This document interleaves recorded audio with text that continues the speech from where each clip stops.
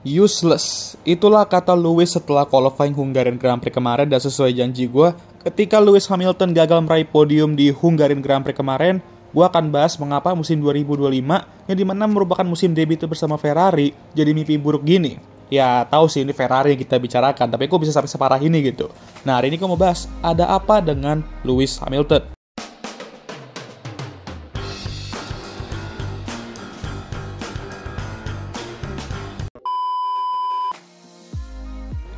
Kita semua pasti ingat hype ketika dia diumumin jadi pembalap Ferrari di awal tahun 2024. Dan itu membuat sosmed tuh rame banget cuy ya. Lalu ketika awal tahun ini udah resmi menjadi pembalap Ferrari, lagi-lagi hype dan sosmed tuh rame banget. Dan bahkan yang bukan fans Lewis kayak gua aja contohnya, itu juga penasaran dan merasakan hype-nya.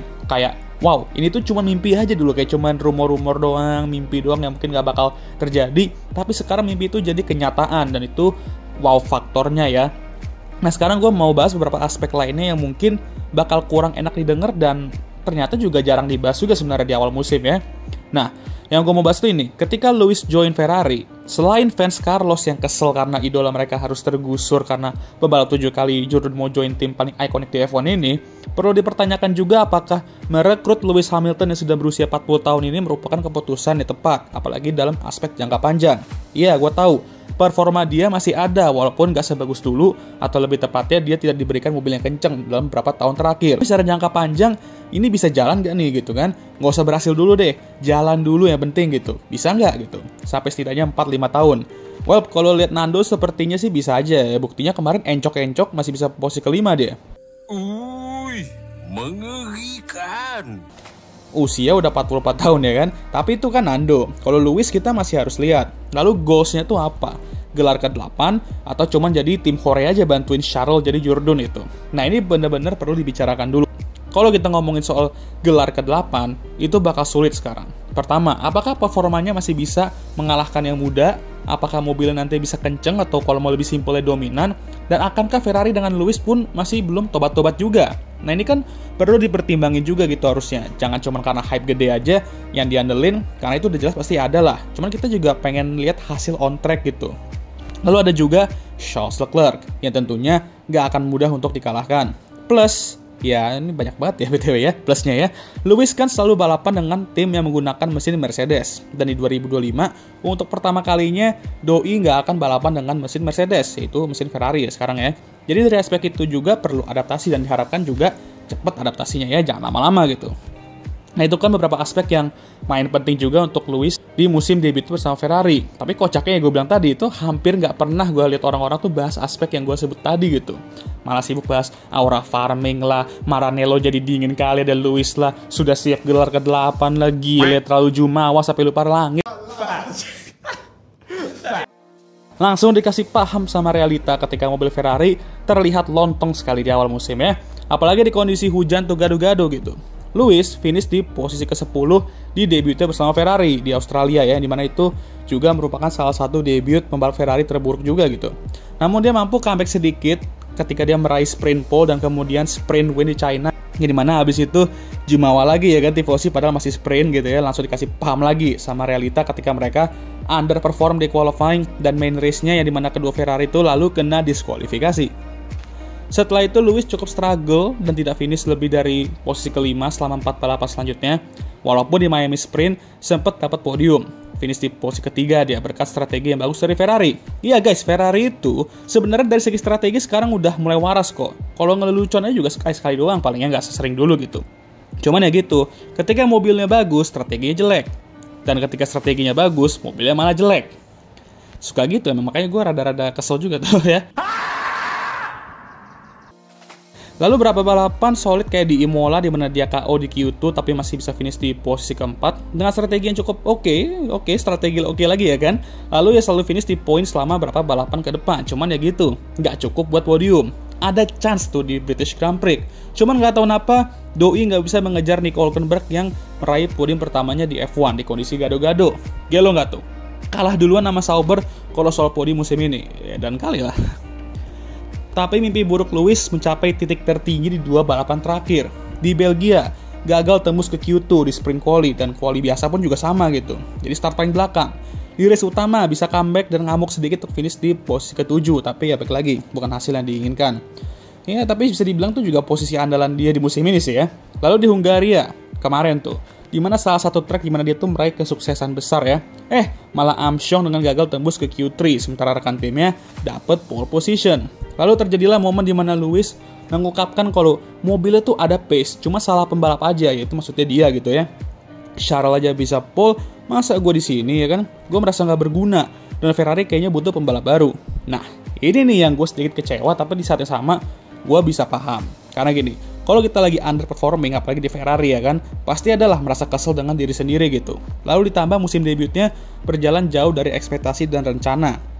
Cuman hal-hal kayak gini tuh ada baiknya disimpan sendiri atau dibicarakan ke psikolog, jangan diumbar ke media. Karena gak bagus untuk image dia sebagai pembalap. Apalagi dari dulu kan dia selalu menggunakan moto never give up atau still we rise ya kan.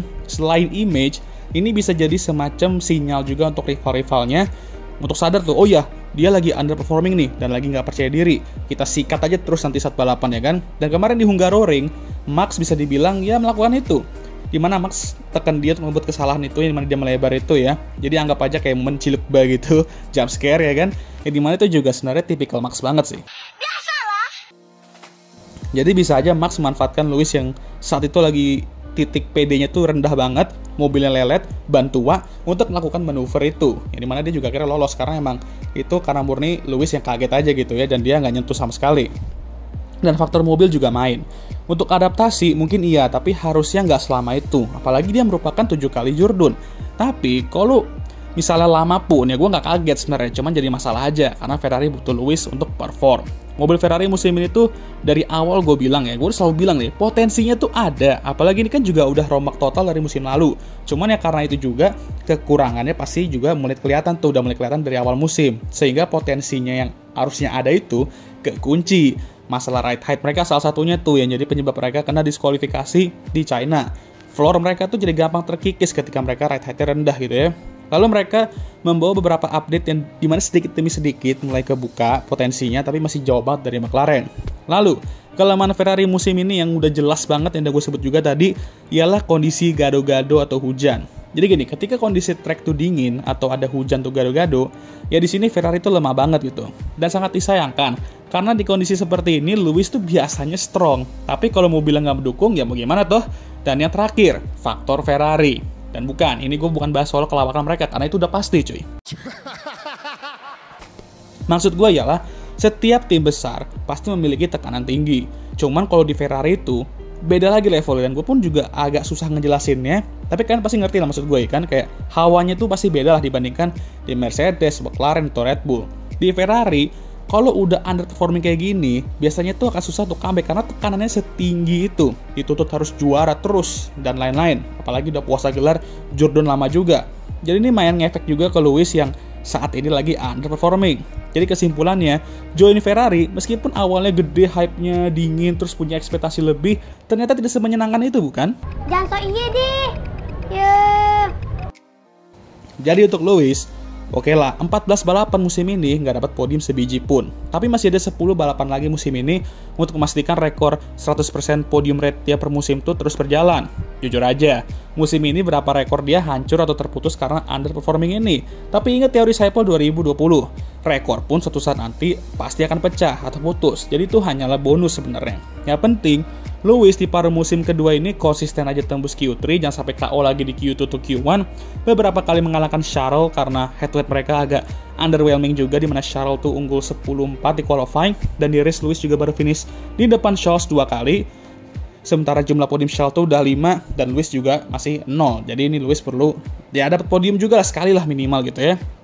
Tapi masih ada beberapa balapan lagi musim ini untuk setidaknya mengakhiri 2025 dengan baik dan membawa momentum itu ke musim baru di 2026 dengan regulasi baru. Ingat Lewis, Anda ini bukan Sakura yang useless dan beban itu. Anda ini seorang Jordan 7 kali dan pembalap tersukses di F1. Tentu Anda sudah tidak sebagus dulu, tapi Anda masih bisa lebih baik dari performa yang Anda tunjukkan sekarang. Tetap semangat, nikmatin saja proses berat ini, karena siapa tahu nanti akan semakin ringan seiring berjalannya waktu. Yang paling penting, never give up dan still we rise, sesuai dengan moto dia. Ya wes dah, sekian video kali ini. Gimana menurut kalian? Jangan lupa like, subscribe, agar bisa tembus 10k sub sebelum akhir tahun. Share video ini dan jangan lupa juga untuk menyalakan lonceng notifikasi agar kalian semua tahu ketika gue ngupload video baru. Jangan lupa juga untuk follow Instagram gue. Oke lah cuy, sudah lelah ya. Seperti biasa video ini akan ditutup oleh I'm Emma Watson. Thank you for watching.